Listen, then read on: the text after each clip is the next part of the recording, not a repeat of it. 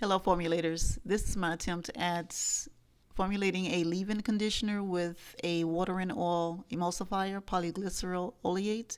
And as you can clearly see in this beaker, it did not emulsify. The phases are completely separated. Let me show you what I did.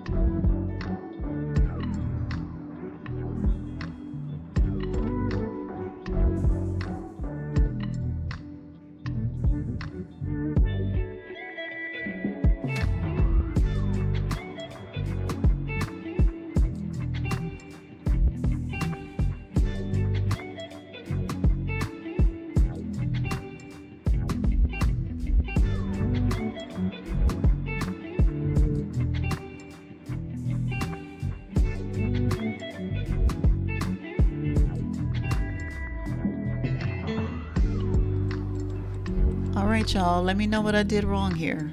Let's have a discussion down in the comments section. And please, if you enjoyed this content, like.